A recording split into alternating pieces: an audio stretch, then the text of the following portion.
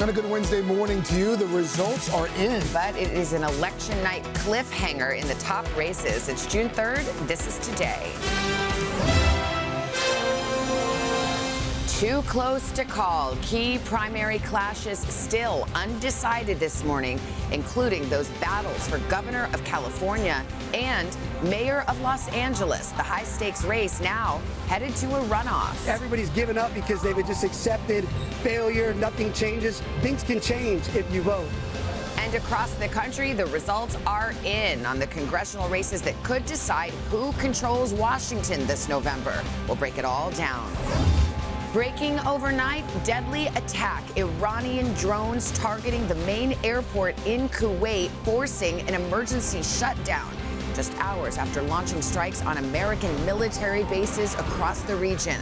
The U.S. responding with its own wave of attacks. Peace talks now stalled. We're live with the very latest. Bipartisan backlash. President Trump facing major pushback for his pick to be Director of National Intelligence, a federal housing official. No evidence of any qualifications for that job. Just ahead, an inside look at whether the controversial pick can be confirmed. Tense standoff, an hours-long hostage situation unfolding at a California bank overnight. The suspect, believed to be armed with an explosive device, still inside after releasing some of the hostages. We're live with the breaking news. Off the clock. Veteran 60 Minutes correspondent Scott Pelley fired by CBS after his dramatic showdown with his new bosses. The company saying he left them no choice. Pelley standing his ground overnight. We'll hear from both sides. Those stories plus full disclosure. I can see you. Craig's conversation with legendary director Steven Spielberg and the stars of his next alien blockbuster. You seem to have a fascination with the concept of extraterrestrial life. Is that fair? You think? Why they say their new sci-fi film could be more real than you think.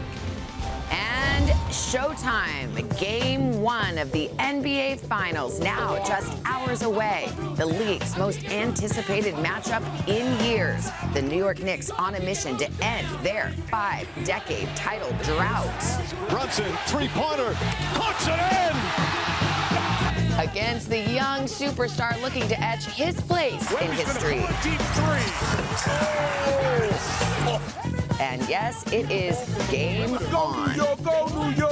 Today, Wednesday, June 3rd, 2026. From NBC News, this is Today with Savannah Guthrie and Craig Melvin. From Studio 1A in Rockefeller Plaza.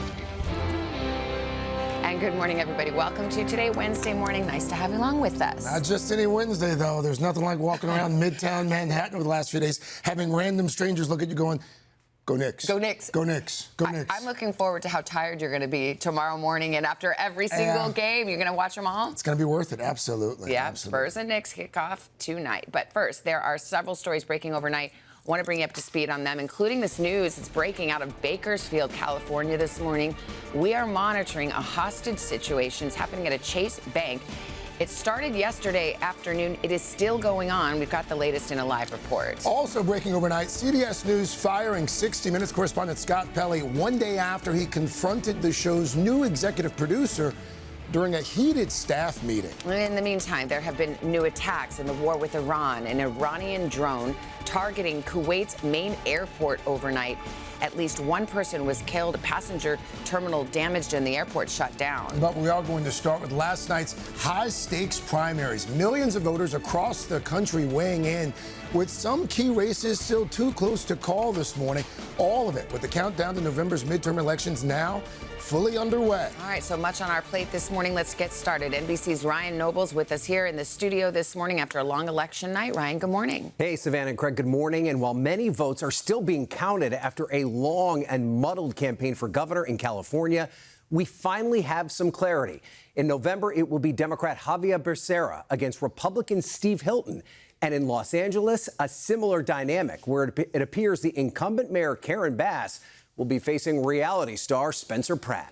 This morning, primary races across the country setting the stage for major battles this fall, including key elections in California, where reality show star Spencer Pratt is likely to make his way into a runoff against incumbent Mayor Karen Bass.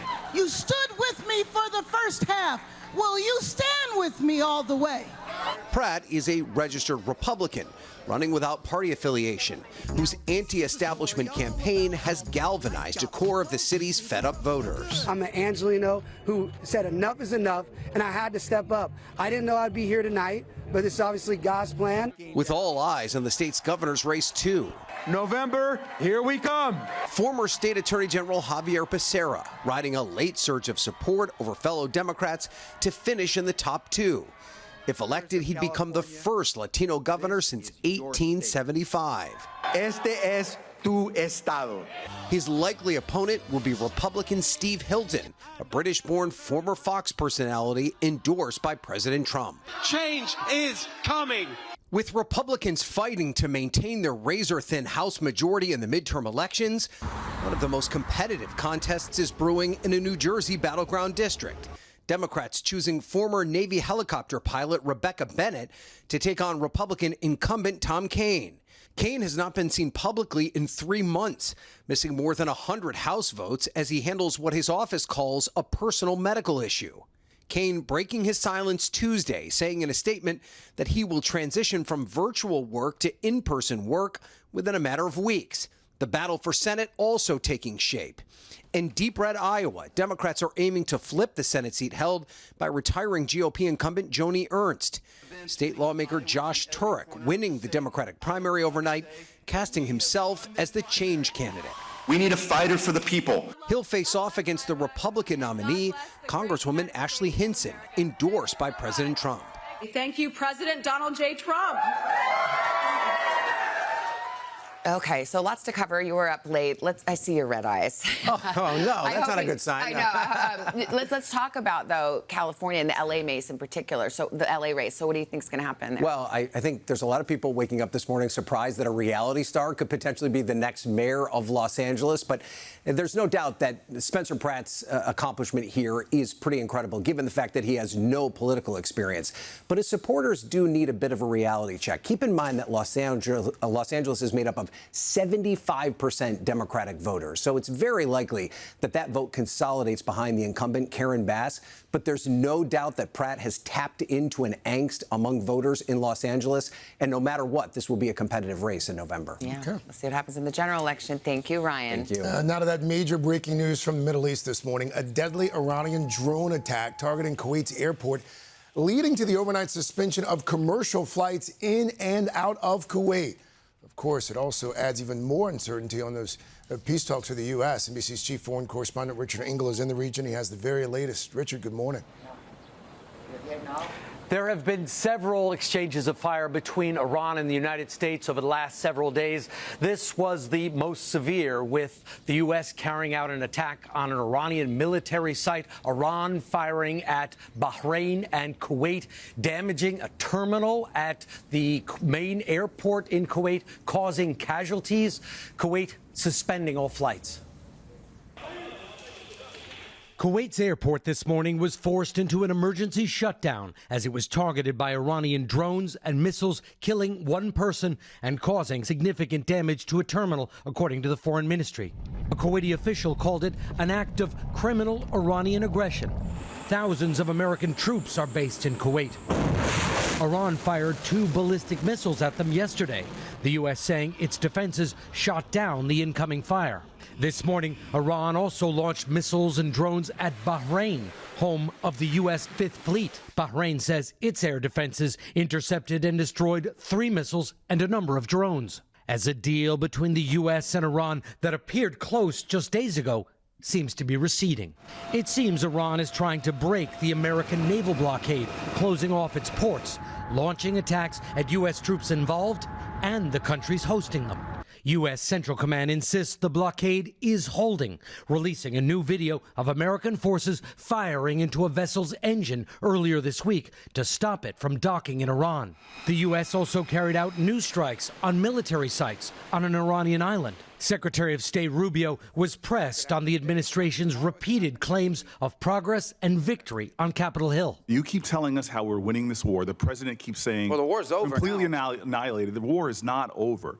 It's not over in the Persian Gulf, with new footage this morning of a disabled Iraqi tanker hit by Iran.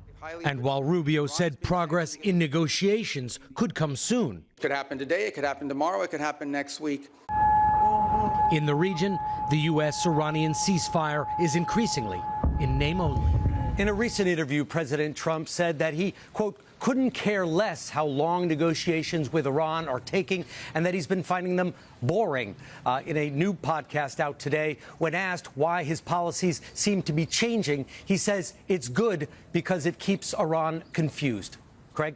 Our chief foreign correspondent, Richard Ingleforth, there. Richard, thank you. Here at home, President Trump is facing backlash from lawmakers on multiple fronts, including his controversial pick to oversee the nation's spy agencies. NBC senior White House correspondent Gabe Gutierrez is on that story for us. Gabe, good morning.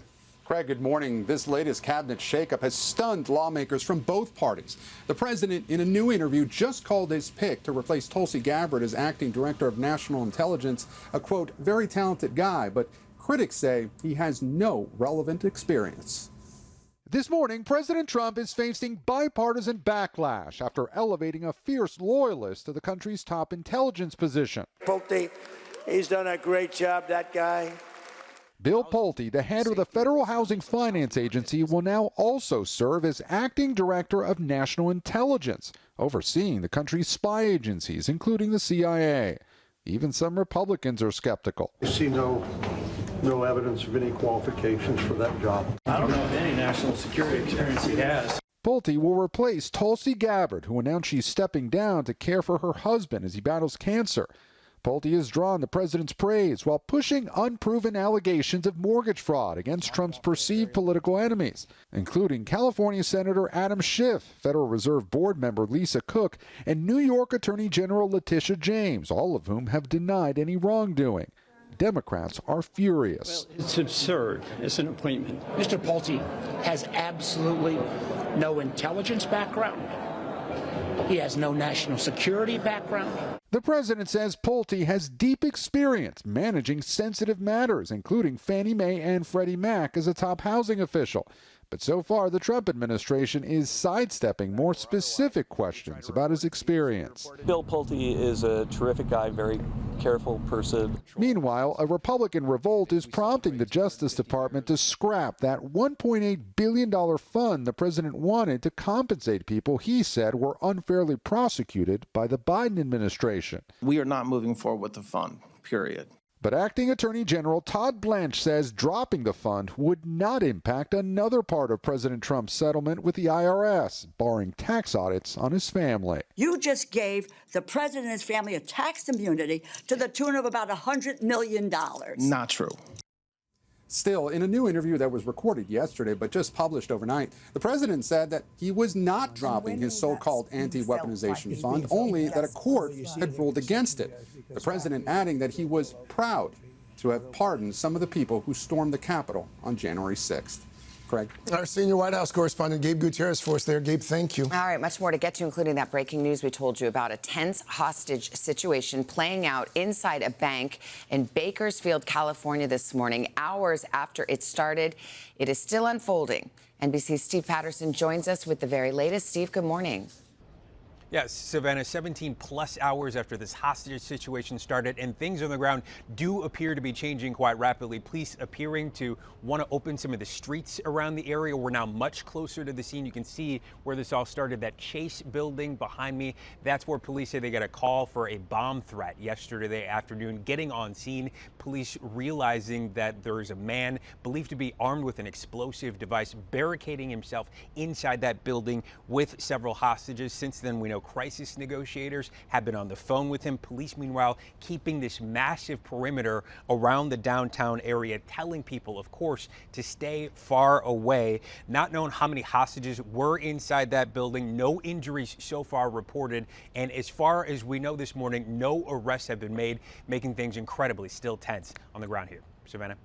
All right, Steve Patterson, thank you very much. All right, time now for that first check of the weather. Mr. Roker standing by. Good morning, sir. Well, good morning, guys, and good morning to you. Our friends down in the Sunshine State seeing a little bit more of that liquid sunshine. You can see scattered showers and thunderstorms firing up already. It's part of a frontal system pushing to the south. It's going to be bringing some heavy rainfall. In fact, some heavy rainfall rates up to 1 to 2 inches per hour could be falling, especially in the southern tier of parts of Florida. We're looking for that greatest risk of flooding, possibly from Miami to the south down into the Keys. Now, we also have the risk of severe weather today up into the high plains, storm damaging winds. We could be looking at some hail. The good news, tornado risk low. Tomorrow, stretching from Montana all the way into Minnesota, tornado or two possible. And then we move into Friday, stretching from parts of Wisconsin all the way into Missouri, damaging winds, tornadoes possible. Rest of the day today, sunny and warmer here in the east and beautiful weather out west. We're going to get to your local forecast coming up in the next 30 seconds. Someone pour me up a double shot of whiskey. They know me and Jack Daniels got a history.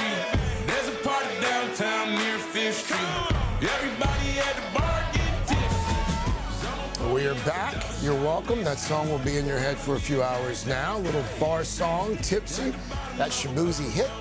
One of 2024's songs of Summer. Carson Daly. Why are we doing that? Well, why not, Craig Melvin? I mean, it's Shabuzi. If you love that song, you're going to love his 4th album's coming out. He's also going to be here on our plaza later this summer.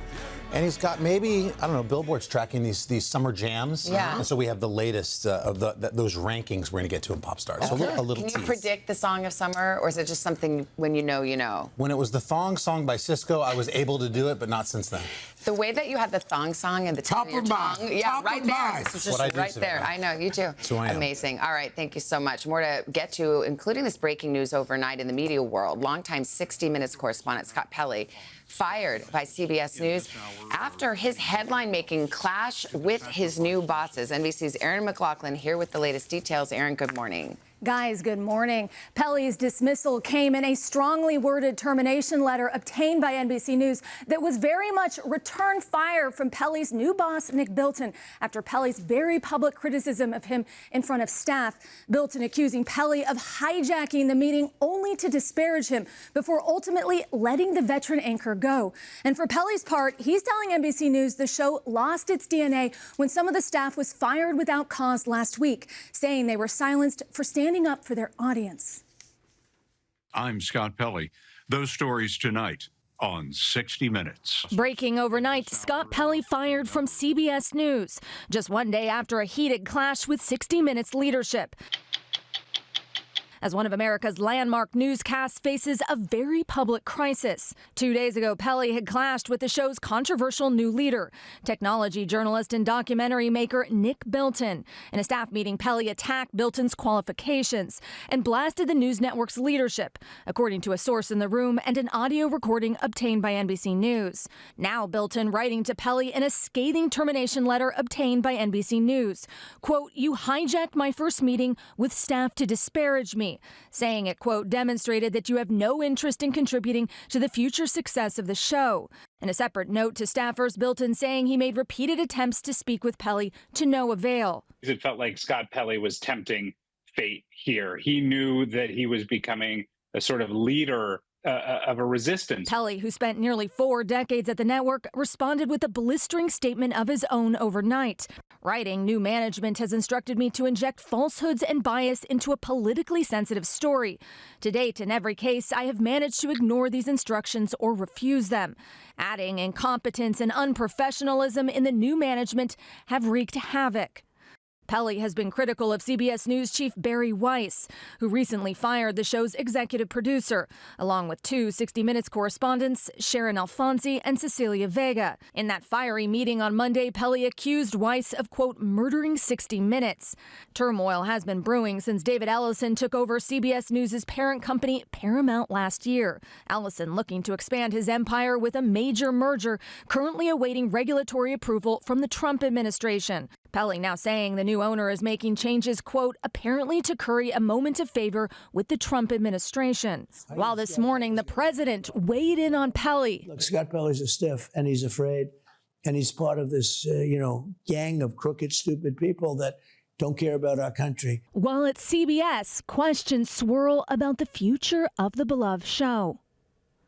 And we reached out to CBS on Pelly's allegations that management told him to insert bias into his work. We have not heard back. His fellow correspondent, Cecilia Vega, made similar statements after her firing from 60 Minutes last week. To that, the network said in a statement at the time that her claims are, quote, not based in reality. All right, Aaron, thank you very much. All right, still ahead, guys. Tributes pouring in for musical legend Peabo Bryson, the two-time Grammy winner, behind some of Disney's most beloved songs. We're going to celebrate his life and career. He was an R&B legend for sure. First, though, Christine Romans is standing by. She's going to help save money all summer long. Where and when you will find the biggest sales on everything from tech to those backyard cookouts. We'll do that right after this.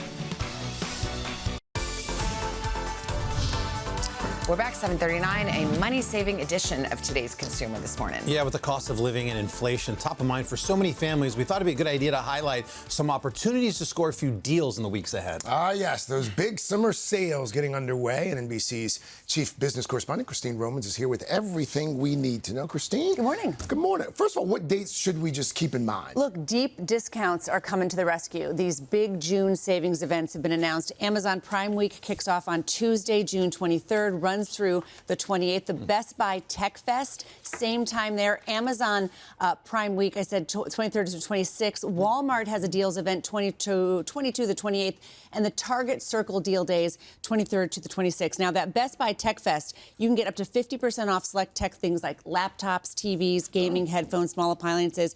Every one of these retailers has really big ticket items that are on deep discounts. And then you've got Amazon that's going to have some daily deal drops.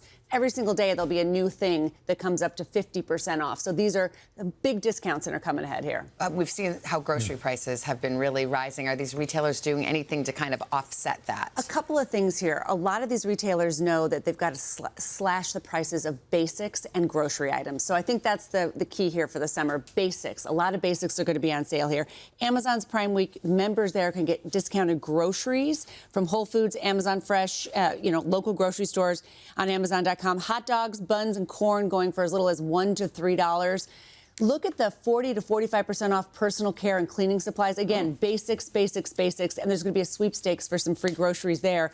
But then Aldi has something here, a 7-pound box of frozen assorted meat cuts for like $64.99. We know that beef prices especially have been at record highs. So that could be a good deal. And again, it's frozen, so you buy it and you keep it. And Be a good Father's Day present. It is. A little bow on it. Yes.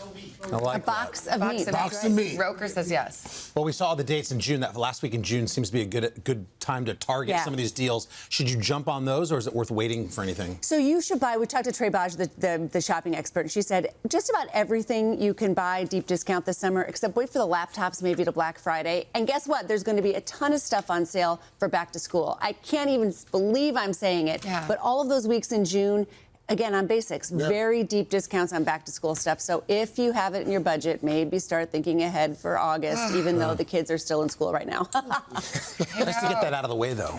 Yeah, that's true. If you're one of those people that's like ahead of the game. Are you one of those people? No. Okay. No, neither am I. Oh, Chris, he's always... I don't have to worry about that anymore. That's true. But I bet you've already... Suckers! You buy all your Christmas presents? Still a little early for Not till July. But not too early to talk about those nice warm temperatures stretching stretching from the southwest all the way through the northern tier of states today. Hartford, 84. Chicago, 83 degrees. That's 7 degrees above average. Denver at 85 degrees. Cooler, though, down south. Tomorrow, that's for Atlanta, Jacksonville, Myrtle Beach. But Boston, you're going to be 87 degrees. Summertime's here. Minneapolis, 82. And over the next 3 days, going into the weekend, few records possible. New York City will be in the 90s, 80s in Charlotte, upper 80s in St. Louis. Milwaukee, you're going to be in the mid-80s. And then we look out west. Look at Phoenix. Temperatures triple digits, 90s in Albuquerque, and Las Vegas seeing those triple digits as well. That's what's going on around the country. Here's what's happening in your neck of the woods. That's your latest weather. Hashtag PSSP. All right, guys, let's get to it. We're talking about our buddy Idris Elba, or should I now say Sir Idris Elba? That is because the Golden Globe winner was just knighted. The actor received the special honor yesterday from King Charles at Windsor Castle for his work with young people.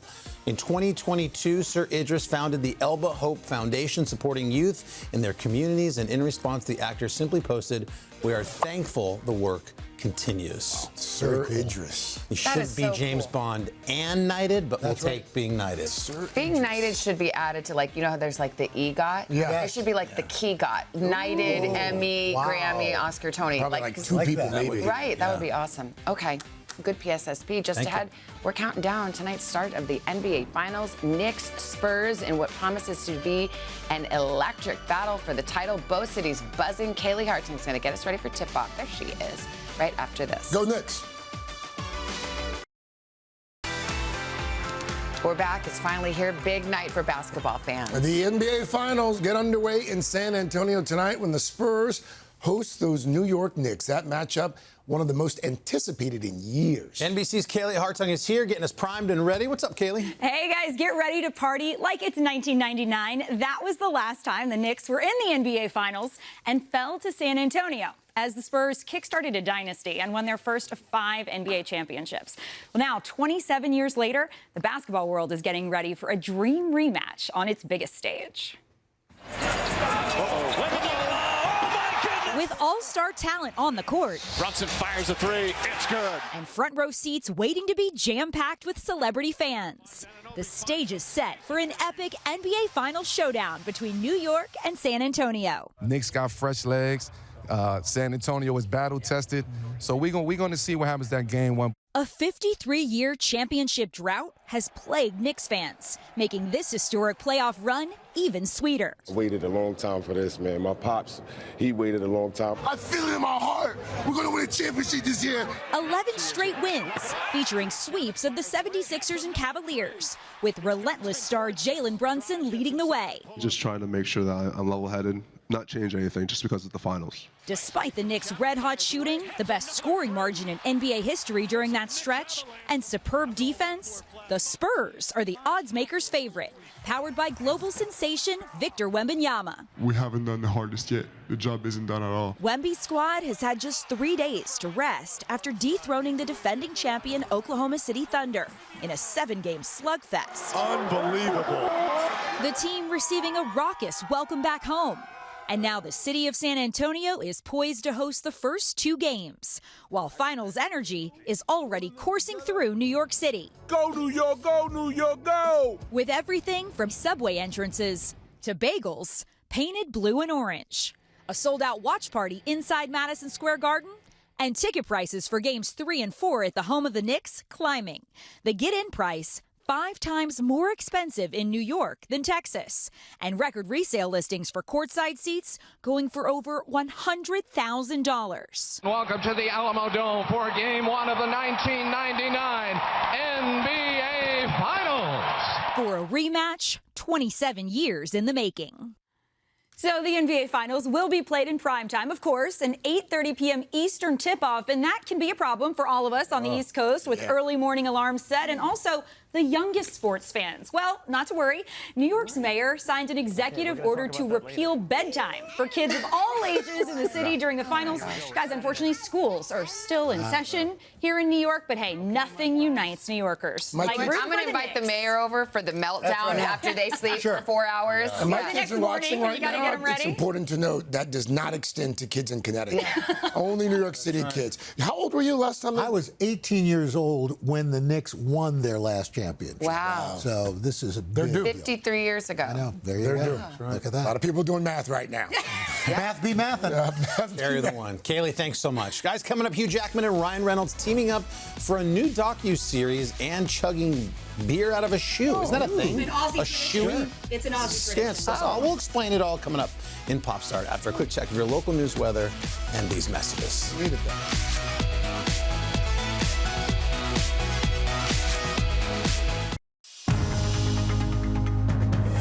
It's 8 o'clock on Today. Coming up, setting the stage. Primary races across the country still undecided this morning, including those key elections in California. I had to step up. I didn't know I'd be here tonight, but it's obviously God's plan. We'll break it all down in a live report.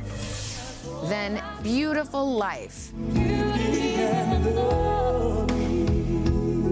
Tributes pouring in this morning for Peabo Bryson, the two-time Grammy winner behind some of Disney's most beloved songs. We'll honor the R&B legend's famed career. And Out of This World.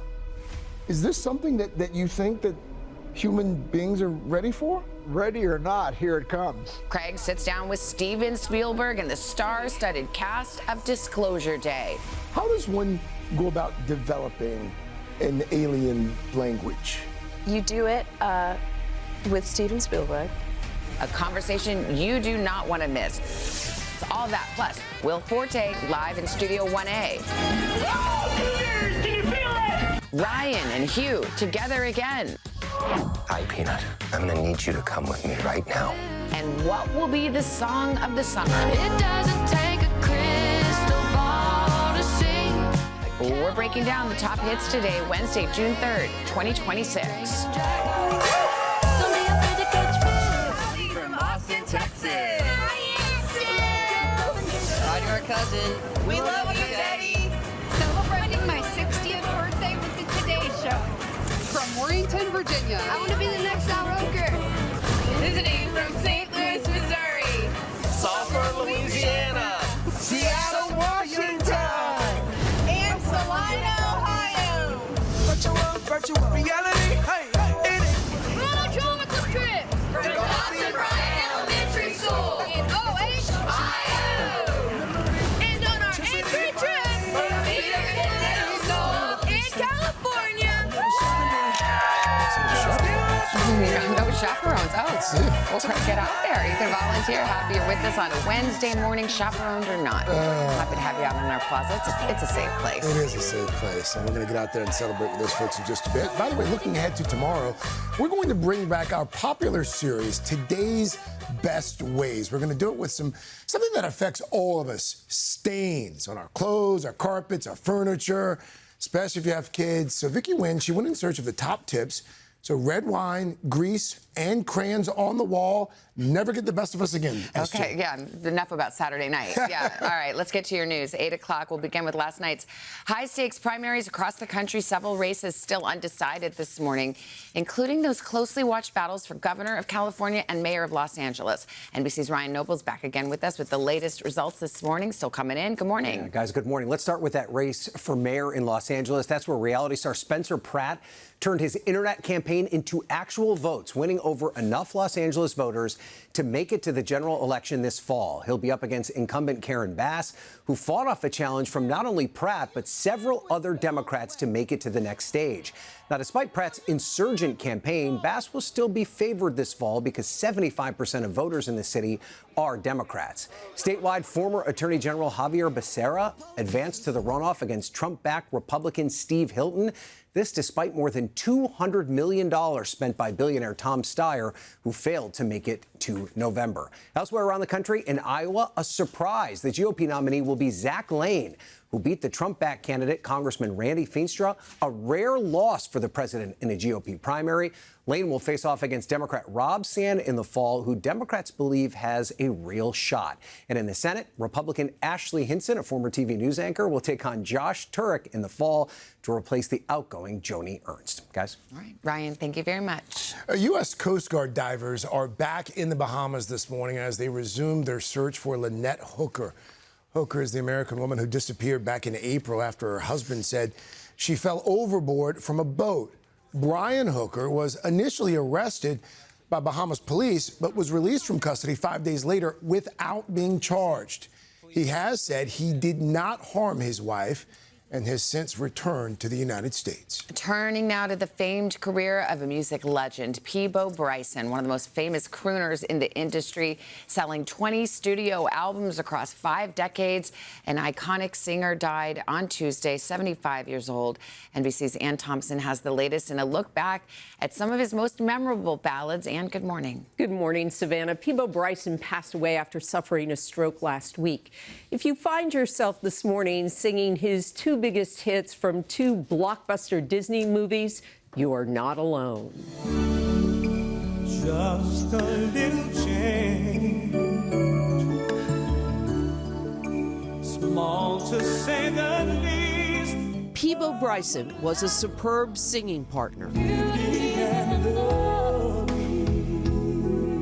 His lush vocals, paired with the then unknown Celine Dion, made the theme from Beauty and the Beast a platinum record in 1991. I was amazed that I was considered to sing with Peabo Bryson, that I knew and that I really enjoyed and loved.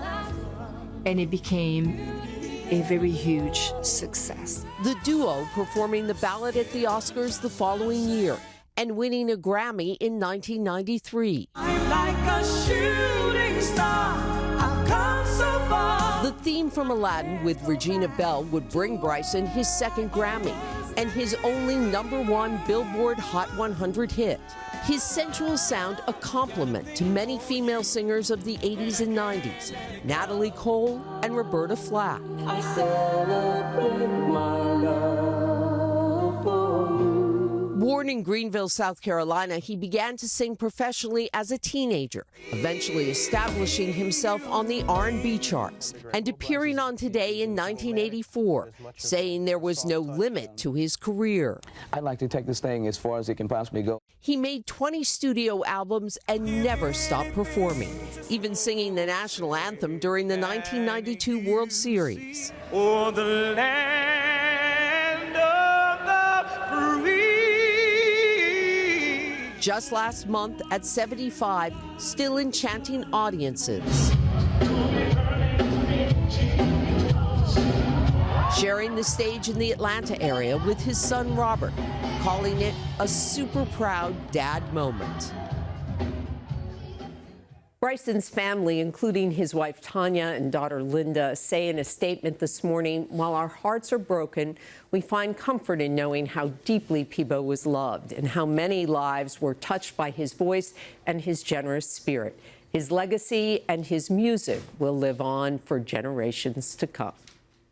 Yes, it will, Ann Thompson. Yeah, we will be humming those tunes. I'm telling you, my dad, boy, he loves some Peabo Bryson. Loves some Peabo Bryson. Just gorgeous vocals.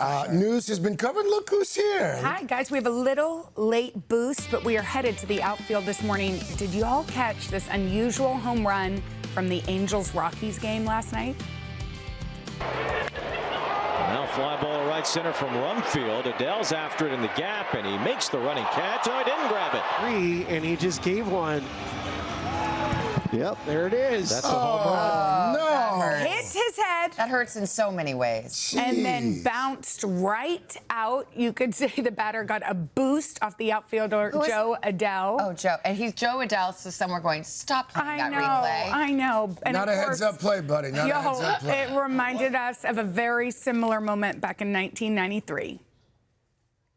Canseco back to the track, looking out. It is off his head, it looked like. And over the top, a home run. Yes, off their head. Yeah, that's a song. Okay, well, I have to just tell you, I didn't play many sports, but that's the type of thing that would have happened to me when I played softball, and my dad would come just to watch me strike out. He would be like, "That's my girl," and it'd be like strike 3. For those of us that are athletically challenged, don't you feel seen? Well, I have to say, in softball, they'd always put me on the outfield because none of the little kids could hit it that far. So I just sat around. Exactly. That's what they do when you're like us. Mid. Yeah. Mid. Less than mid. All right. How's Pop Start shaping up? Hey, it's shaping up very nicely, Savannah. Thank you for asking. Billboard's Songs of Summer chart is back. And yes, we can tell you, teenage girls watching the new Olivia Rodrigo song is on it. But who's joining her? We'll break it all down coming up.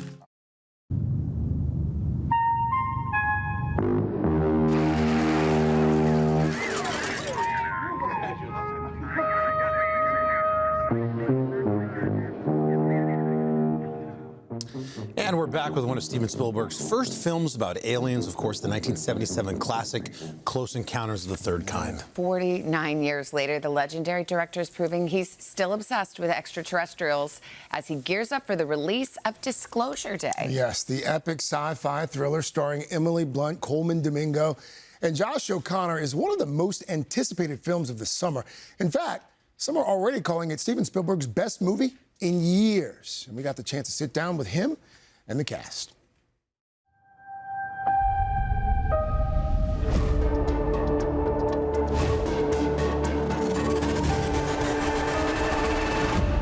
Disclosure Day is a roller coaster ride rooted in one of humankind's biggest questions. Are we alone in the universe? And cut, we got it. The iconic director who brought us sci-fi classics, including 2 Jurassic Park movies, War of the Worlds, Close Encounters of the Third Kind, and E.T., once again posing questions about UFOs and alien life here on Earth. You seem to have a fascination with the concept of extraterrestrial life. Is that fair? You think? What's behind it? Just a deep interest in the unknown becoming the known. I've always, ever since I was a kid, I was fascinated with the sky and what's up there. Full disclosure to the whole world. This sci-fi thriller follows a cybersecurity expert played by Josh O'Connor and a TV meteorologist played by Emily Blunt,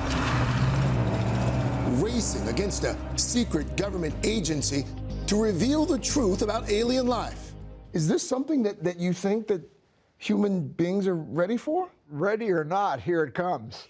I mean, that's what our film, that's the premise of our film. Once that tire starts... Spielberg started developing the premise of the film after new videos surfaced of unidentified flying objects, followed by congressional hearings on UFOs. That changed everything. And it wasn't just sensationalized. This was something being taken very seriously by the major news media. How do you know that? I just know things. In the movie, Blunt and O'Connor's characters share a mysterious connection. There's a sort of kinetic bond that's pulling these two people together, and it's sort of unexplained. Daniel Kellner. Who is this? There's a sort of sense that they need to find each other. I know you. But they're unable to articulate that or understand it. Good morning, Kansas City. In one scene during a live weather segment, Blunt's character starts speaking in an alien language. How does one go about developing an alien language? You do it with Steven Spielberg, and we had many chats about what it should sound like. And we had a couple of options. There's a version where you can do it using AI. And then he said there is a version where you do it. And I was like, I'm very convinced that I can make some very strange sounds. That's really good. Thank you. Can you just give us... Don't you dare. I mean, just a little alien, maybe. Just like a little... That's it. Oh, whoa. Wow.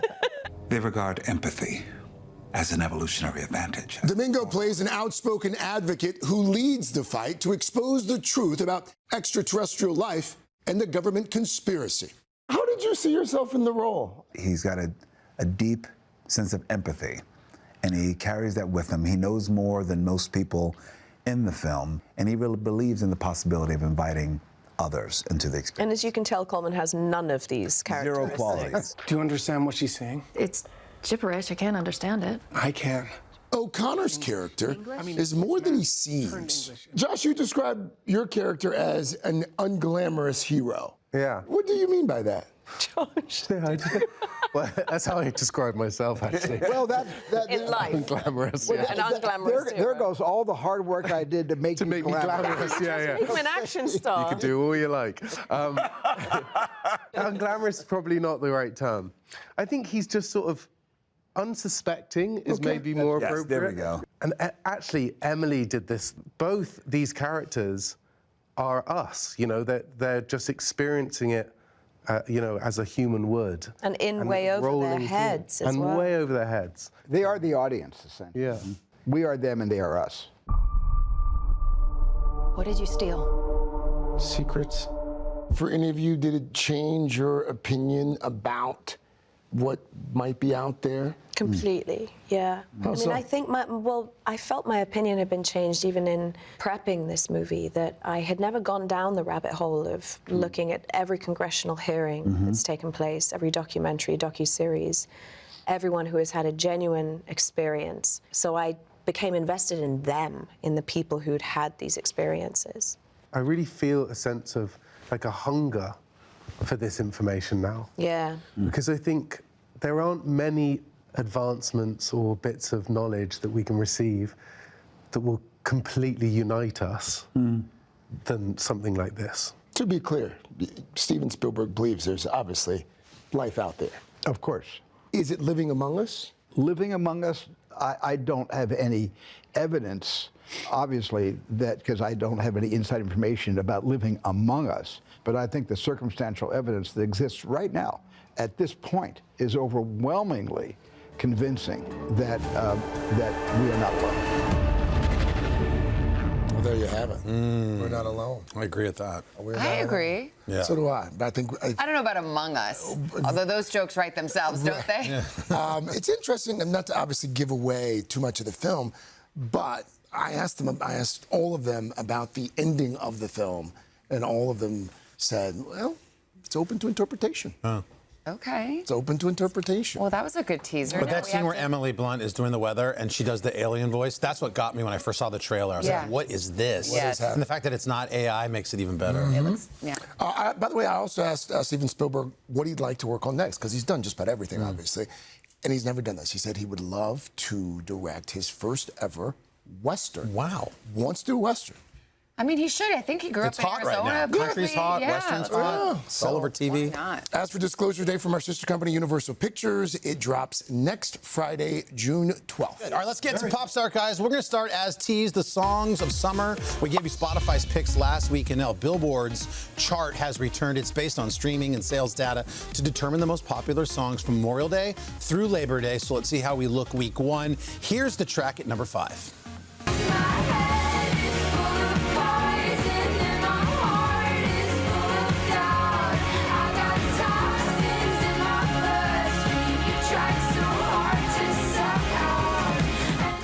That is Olivia Rodrigo's The Cure off her upcoming album being released next week. We move on down that list. Wouldn't be complete without this hit that's currently number 2. Oh, you love this one. It doesn't take a crystal ball to see.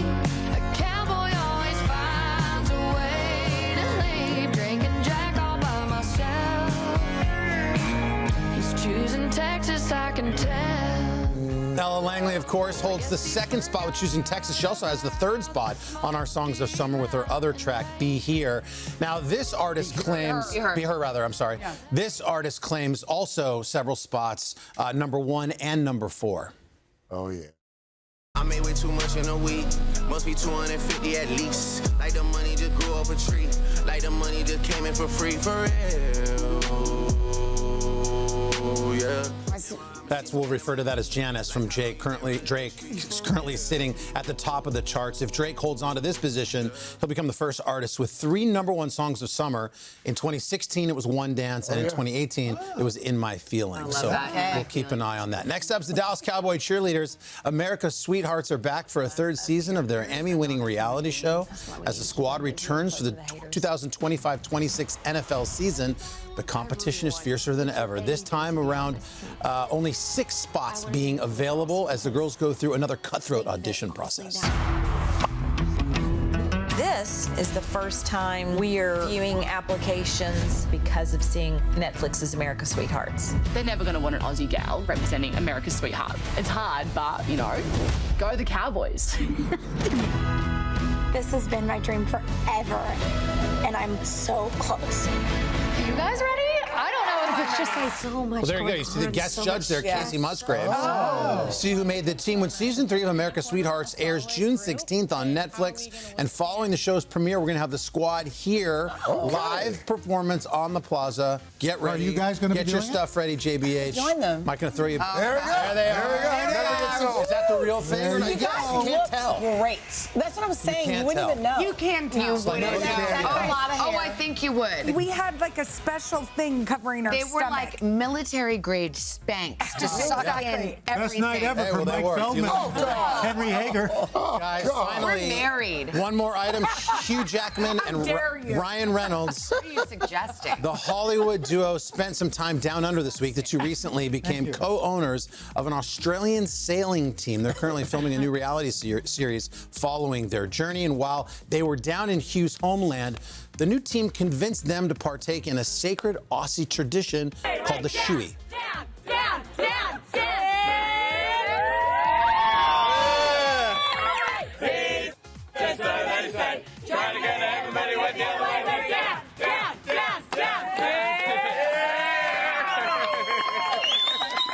What's gross about that? That's Hugh captioning the writing. It's been a good 35 years since my last shoey. Have you guys ever done a shoey? No, but I've never done a shoey either. Let's go. Look at that. Oh, look at that. No. Oh my God. Oh,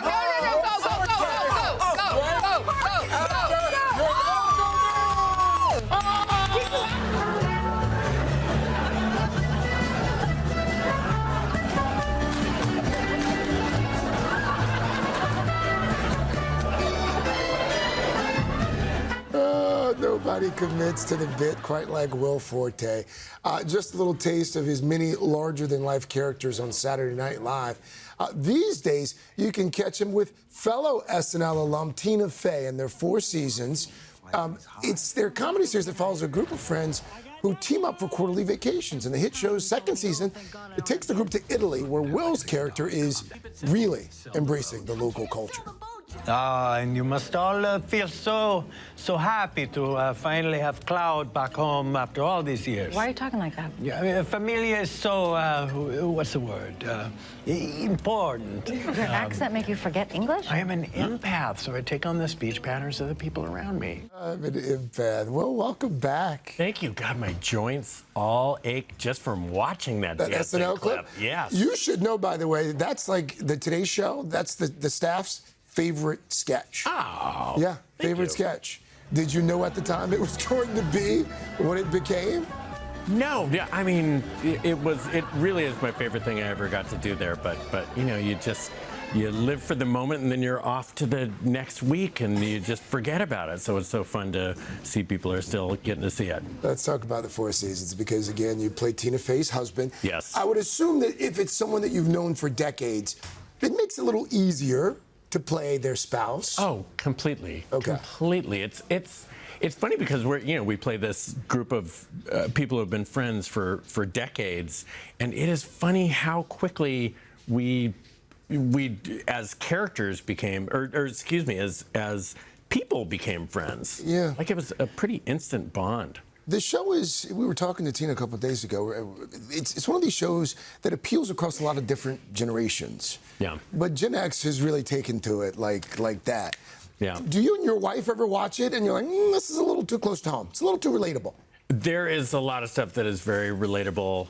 There's the one thing I always think about is there's this, in season 1, a comment about men who get thickening toenails as they get older, and that's one that hits very close. But like that's a physical part of it. But like the emotional stuff, all the relationships, there's so much stuff in my relationship with Tina on the show and in everybody's relationship that really hits close home. At what age do the toenails start to thicken? For me, it was in my 30s. Okay. So I was a skier also, so it was a lot of like losing toenails after the ski season, and they just grew back weird. Okay. I'm sorry for bringing this up. No, we're used to weird stuff on the show. Speaking of toes, though, are you wearing your famous socks? I am. For folks who Got don't- one daughter on each side. There's Zoe, and there's Cecilia right there. Those little are beautiful. Sweeties. Those are beautiful. They're my daughters, just in case. How old now? They are 5.5 and 3.5. Those are the best years. Yeah. They're probably going to really enjoy your next project. Oh, wow, yes. I mean, talk to me about Looney Tunes. Okay, Coyote versus Acme. I'm so it's like a hybrid live action with animation in it. So I play Wile E. Coyote's lawyer, and he is suing the Acme Corporation for all the different things that have, not worked over As he should, by the way. Yeah, That suit and has John merit. Cena is the head of the Acme Corporation's legal team, and it's so fun, so fun. When are we going to see that one? That's August 28th. Okay. And wait, there's more. Mom? Are we looking at working with Mom on a project? I have made a show. We're editing it together where my mom and her friend Carol, both 82, that's them right there, they try to write their own comedy sketches, and at the end of each show is them starring in the sketch they've written. That looks like a hit. That looks like an Emmy winner. You're going to fall in love with them. Before we let you go, Tina Fey, she was here a few days ago, like I mentioned. She left a question for you, Will, and I want to make sure that we get this question in. Tina, what's your question for Mr. Forte? Hello, this question is for Will Forte. Will, are you a hands-on dad, and has it ever gone a little haywire while you were watching the girls? Seems like she knows the answer. I would say, you're always trying to figure out what's the right amount of hands-on. So, you're maybe a little too hands-on. So you go, okay, I'm going to give a little breathing room. Well, right after filming in Italy with 4 seasons, we went to Germany, and my daughter got upset because we wouldn't give her a second cotton candy. Wow. And she went 5 feet away and just went, huh, and then like in a movie, 2 packs of people walked through, and she disappeared. Oh, no. And we lost her for 20 minutes. So the answer is yes, now I am very hands-on. Oh, wow. That's not how I saw that. We found her. Okay, good. I was just going to ask you. That was happy ending. That was this one. Oh, man. Will Forte, thank you. It's always a Good treat. to see you. Always a treat. Come back, by the way, when Looney Tunes is out. I will. Season 2, though, of the 4 seasons, that is available now on Netflix. Carson. I mean, you went right to the cotton candy, right? Well, that's probably where she was. Yes, I I'm should getting have. that second. Get her the second Yeah, one. I got to get her the second one then. Glad you found her. Guys, coming up, we got Jill Martin here. Summer must-haves, great discounts. In fact, she's wearing everything we're about to tell you all about. All new steals and deals right after this. But first, this is Today on NBC.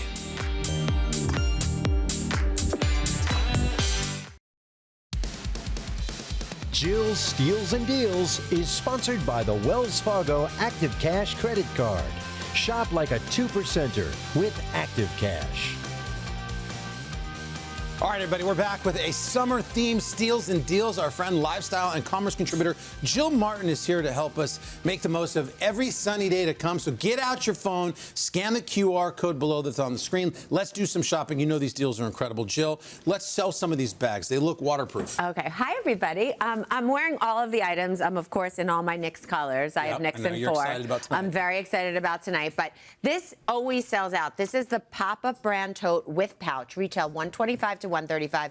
Deal price $52 up to 61% off. Great deal. What's so great about this bag, this is my actual one, it holds everything. It is your everything bag. Literally, it holds every single item. It feels like a great summer bag. And Is it water resistant? so it's water resistant. Plus, it has these buttons so that you can make it whatever shape you want. And so that you can make it a bigger one of a tote or more of this shape. And it comes with the pouch, which is great. You could detach it and put your phone in it, your lip keys, gloss, and things, and for $52 up to 61% off, 10 colors. This is a great deal. Great so pick big this up bag, now. multiple also, sizes. I want to show you one thing. The Get bottom, off the couch, get the your bottom phone comes out, out, hit the so QR it packs code. flat if you want to take it as an $52 extra. Okay. flat. You can make it floppy So, on the bottom or whatever. What's you next? have a shoe, so you may not need this because you have your shoe. But That's this is true. the Yogi 40-ounce tumbler. Okay. The retail $39.95. The deal price $19, 52% off. Of course, we want you to stay hydrated. It keeps it ice cold for 48 48 hours and hot for 5 hours. The brand says it's made with a pure taste ceramic lining, so there's no metallic aftertaste or leftover flavor from past beverages. It's leak-proof and has an easy open, flip, and sip lid. Like that, easy open, flip, and sip. Dishwasher safe, and it fits in most car. Guys, it's $20. Yeah, Come on. I mean, this is crazy. Summer's here. Get a new and great tumbler. colors. Get one for everybody in the For family. walking around. Okay, this. Ice cream scoop. I mean, this ups your home game a lot. The Good Living In-Style Heated Ice Cream Scoop. Retail $119.95. warm. Deal price $35, 71% off. So it activates when you pick it up. You charge it. And so then it's easier to scoop. Because it's hot. Because it's hot. Right through the I mean, so you're chocolate. not struggling. I mean, it ups your clown show at home, at least for me, beautiful. my entertaining show. With Is that great? ease, yes. Is that great? Okay. Yes. So that is, you just charge it. It has 2 to 4 hours of scoop time. So you could really be your own ice cream man. All right, $35 for that? Wow, great deal. Another summer blockbuster item. Jill, what's next? Okay, designer sunglasses. Kristen Siriano sunglasses retail $159, deal price $23, 86% off with free shipping. It comes with their signature carry case.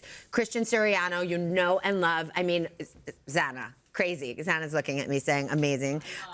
They have 100% UVA and B protection to keep your eyes protected. And what I always say with these types of deals, get something you wouldn't normally get. I don't care your shape, face, what color. Just do Leopard something print. fun. Like, have a good time with it. Like, And for $23, get a couple. You might and leave one what at the beach. What a great gift to give, you know, house guests if they're coming. Yep. Okay. Very The nice. Soleil How about the Sea Soleil Sea sandals. sandal? The retail.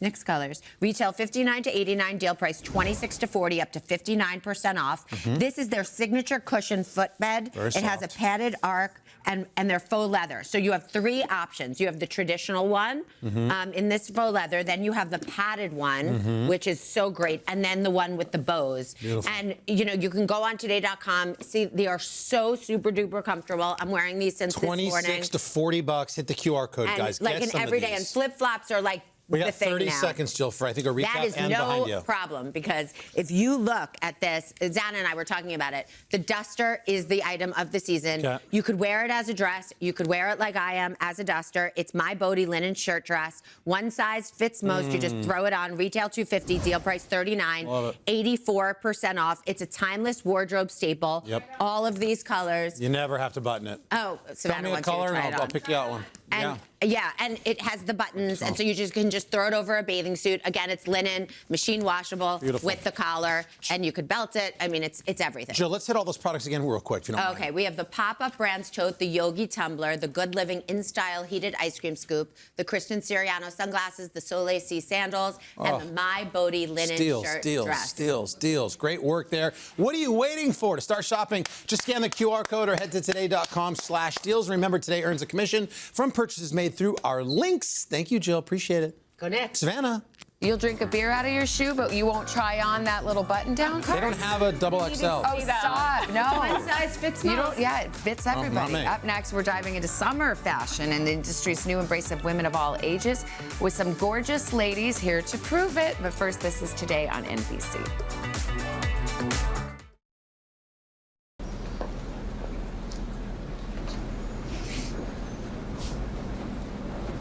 Don't I know you from somewhere? You do look familiar. Icons only. Back with the Today Style moment. Had people recently talking. Meryl Streep appearing as her Devil Wears Prada character alongside the woman who is said to have inspired the role, Anna Wintour. The legendary pair, both 76 years old, even graced Vogue's May cover together. And this comes at a time when the fashion industry is really embracing women in their 40s, 50s, and 60s and beyond. So here with a closer look this morning, our Today Style correspondent, Zana Roberts-Rossi. Hi, Zana. Good morning. Let's start right there. I mean, this was a major moment for Vogue. I mean, obviously it's two icons. It's Anna Wintour, it's Meryl Streep, but this signals something more. Completely, and they are 76-year-old, both of them. And the interesting thing here is, look, this is a fashion magazine. It's the biggest fashion magazine in the world. And we are heralding this change that usually celebrates this youthful look. Yeah. And now it's these women, and it was shot by Annie Leibovitz, also 76-year-old, and it was styled by Grace Coddington, who is 80 years old. Okay, let's go. But so is this just, was that a one-off, or are you seeing this on the runways at all? 100% we're seeing it. I started runway show after runway show and saw the most beautiful, confident, gorgeous women, all of a maturer age. And Tagwalk is actually an analytics service, and they said that we saw 100% of the top 20 brands have models over the age of 50. Okay, so with wrinkles and everything, little gray hair. Lots of that. We love the silver hair. We love it. And it's also about the authority that these women have earned, and they can show the clothes off to a really, really great point. Well, let's be part of this trend. Let's do it. We have a little fashion show this morning. Let's bring out Frankie Foy, 68 years old, a hairstylist to the stars for decades, just started modeling only a couple years ago. She's actually rocking 2 trends. Tell us about Frankie's Two trends. look. How great is Frankie? 68. I cannot believe it. But this look, so we've got polka dots, one of the biggest trends of the season.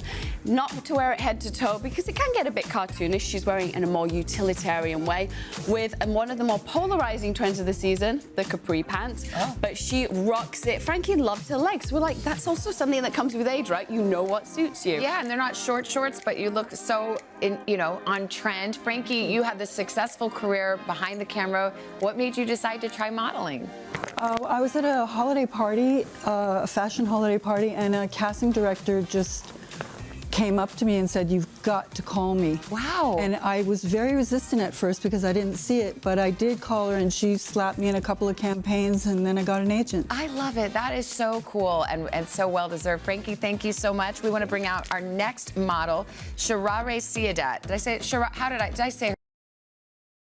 Thank you. Gorgeous by any name. Here she is, 46 years old, an entrepreneur in fashion design, signed as a model in your late 30s. So, Xana, tell us, first of all, about what she's wearing and what her trend is. So, sporty chic, right? We're loving a track pant this season. It's kind of like the new dress pant. The way to elevate it with the heel, a great pair of glasses, some jewelry. The windbreaker is the topper of the season. Everyone needs one of these. And she just, like, the coolest woman I know. She is. Sharare, tell me about your modeling journey, because you started in your 30s. You're 46 now. How has this been? Well, I grew up in the 80s and 90s where representation, I really didn't see myself. I had 3 daughters. My youngest resembled me. I grew my unibrow back, and that was the entryway to the gray hair and just actually blooming into my wilderness. And through that authenticity, it shines and shows. And I've been blessed. That's beauty right there. Sharare, thank you so much. Let's bring out our next model, 50 years old. She's also the founder of an artist agency. Xana, tell us about Tanya. Tanya is rocking the sheer trend. Now, this one can be quite intimidating, but Tanya is doing it so well. The key is here, you want to wear something opaque with something quite sheer. This is definitely a look for the evening out, but she is rocking it and showing that sheer is not just for the 25-year-olds. And Tanya, you started modeling at 27, but are you finding at 50 that things are really coming alive? They're really popping, and it's just amazing to be part of this conversation, breaking ceilings, starting, with my agents that have repped me for 20-something years, same ones at Jag Models, and now, they inspired me to open Homage Artists, and it's just perfect. I love this conversation. It's so important. It really is. Let's bring all of our models. We have to get another look at these gorgeous models, Sharare, and we've got Tanya and Frankie. Thank you so much for being here. Thank you, ladies. The coolest. You're gorgeous and you're inspiring for all of us of a certain age. Exactly. Thank you so much. Xana, thank you too. We are back with our 3rd and 4th hours, including Masters of the Universe star Camila Mendes. But first, your local news and weather. Show these gorgeous ladies.